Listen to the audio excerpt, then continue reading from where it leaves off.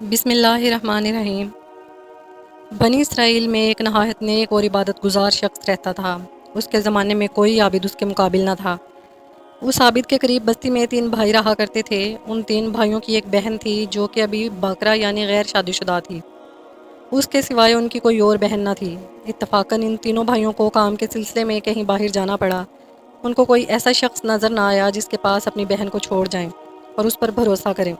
لہٰذا سب نے اس رائے پر اتفاق کیا کہ اس کو عابد کے سپرد کر جاتے ہیں۔ وہ عابد ان کے نزدیک پورے بنی اسرائیل میں سب سے نیک اور پرہیزگار تھا۔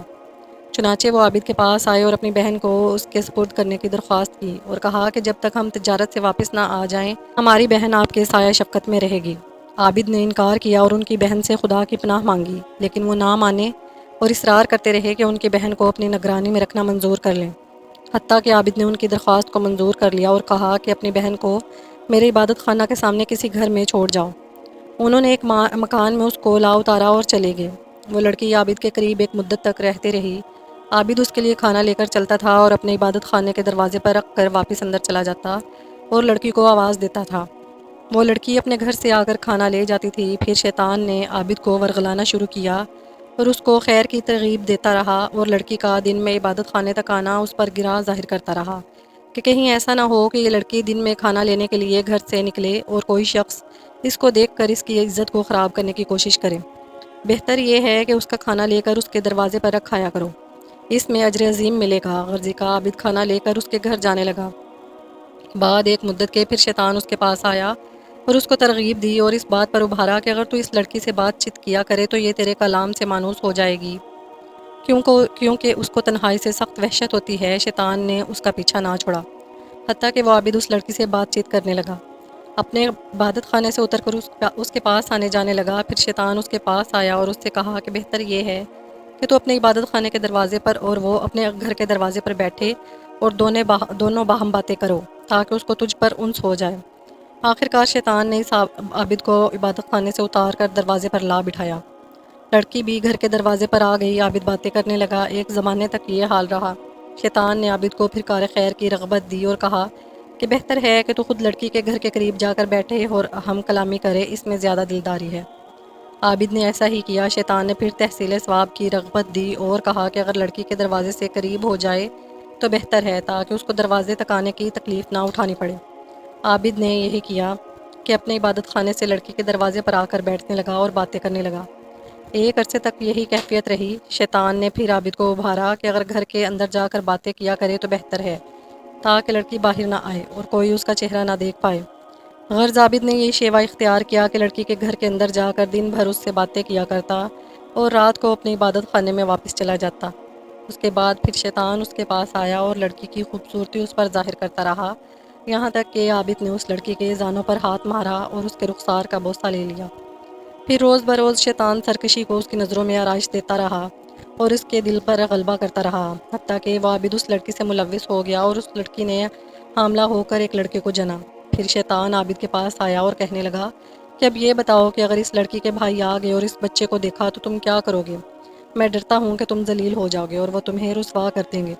تم اس بچے کو زمین میں گاڑ دو، یہ لڑکی ضرور اس معاملے کو اپنے بھائیوں سے چھپائے گی، اس خوف سے کہ کہیں وہ اس کی جان نہ لے لیں کہ تم نے اس کے ساتھ کیا حرکت کی۔ عابد نے ایسے ہی کیا اور لڑکے کو زمین میں گاڑ دیا۔ پھر شیطان نے اس سے کہا کہ کیا تم یقین کرتے ہو کہ یہ لڑکی تمہاری ناشائستہ حرکت کو اپنے بھائیوں سے پوشیدہ رکھے گی؟ ہرگز نہیں۔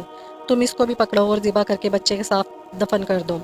غرض اس عابد نے لڑکی کو ذبح کیا اور بچے سمیت گڑھے میں ڈال کر اس پر ایک بڑا بھاری پتھر رکھ دیا اور زمین کو برابر کر کے اپنے عبادت خانے میں واپس چلا گیا۔